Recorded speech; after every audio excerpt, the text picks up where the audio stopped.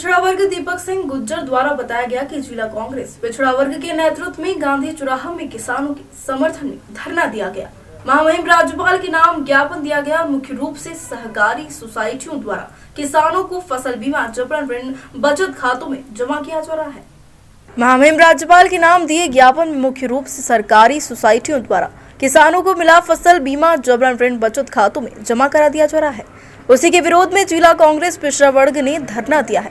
धरने में मुख्य रूप से बताया गया कि सभी समस्त सहकारी सोसाइटियों द्वारा किसानों की फसल बीमा राशि प्राप्त की गई है, उसे किसानों को नहीं दिया जाकर ऋण बचत खाते में जमा कर दिया गया है। साथ ही सोसाइटियों के प्रबंधकों और कर्मचारियों द्वारा कहा जा रहा है कि हमें किसानों को यह पैसा देने की कोई अनुमति नहीं है। क्या जा रहा है, क्या मांगे और क्या? देखिए, जैसा कि सर्वविदित है कि इस प्रदेश के अंदर भारतीय जनता पार्टी की सरकार, जो कि पहले से ही घोषणा वीर के नाम से प्रसिद्ध शिवराज सिंह चौहान इसको चला रहे हैं, ये हमेशा किसान के लिए निर्णय लेते हैं। अभी इन्होंने किसानों के लिए एक घोषणा करी कि मैं कई हज़ार करोड़ रुपए का बटन दबा करके उनके खातों में डाल रहा हूँ फसल बीमा। सबसे पहले तो मैं शिवराज सिंह जी को बता दूँ कि फसल बीमा वो नहीं दे रही है, फसल बीमा दे रही है जिस बीमा कंपनी के माध्यम से किसानों ने अपनी प्रीमियम जमा कर।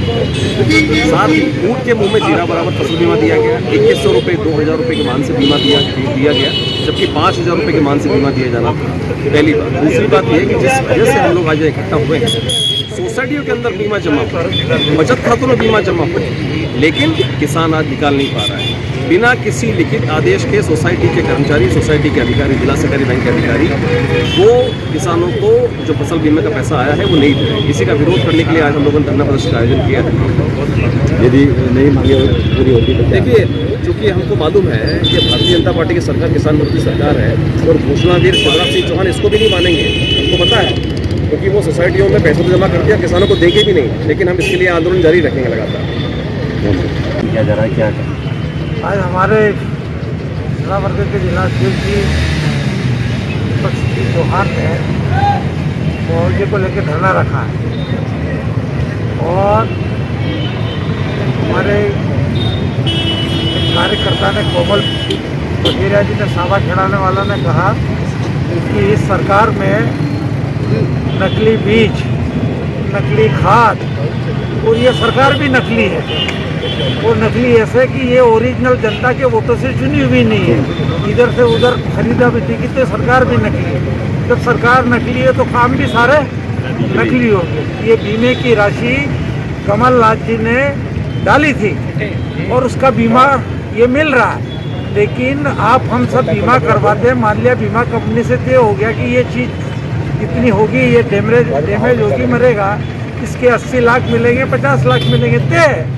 लेकिन जो 45,000 रुपये हेक्टर का जो बीमा मिलना चाहिए था, जो पैसा भरा था, ये पता नहीं बीमा कंपनियों को सीधे खाते में डालना था, पर ये सरकार पहली के पहले अपने खाते में डलवा रही है। और क्या डाल रही है, किसी के 4000, किसी के 8000। और आश्चर्य की तो बात ये कि यूनिक फार्मिंग ये हो गया कि 1 बीघा का 20,000 देना है। अभी तो 4-5 हज़ार ही दे रहा, मान लिया 20,000 देना, तो सबको 20,000 मिलना चाहिए ना। लेकिन एक रामलाल को तो मिल रहा 20,000 और एक सुंदरलाल को मिल रहा 4,500। तो आश्चर्य की बात है कि ये सरकार है या मतलब वो उस तरीका जो काम करने वाली है, तो इसमें कोई मापदंड नहीं है। और अभी एक और ने बताया कि बैंक वालों को, जो सोसाइटी वालों के ऊपर इतना दबाव है कि उनको एक लिस्ट पकड़ा दी कि पहला पैसा तो भाजपा के कार्यकर्ता इनको बुला के देना, बाकी को फिर आता रहेगा तो रहता है। ये जो भेदभाव है, आप किसी का वोट की ताकत को कम ज़्यादा कर सकते हो। गरीब का भी एक वोट है तो उसको, ये भारतीय जनता पार्टी ने पूरी सरकार के नाम का तमाशा बना रखा है। और ये लड़ाई, ये बीमा तो मिल रहा पूर्ण बीमे के लिए, अगर पूरा बीमे पे ध्यान नहीं दिया तो हमारी ये लड़ाई बढ़ेगी और पूरे ब्लॉक स्तर पे और सड़कों के स्तर पर हम इस लड़ाई को लड़ेंगे।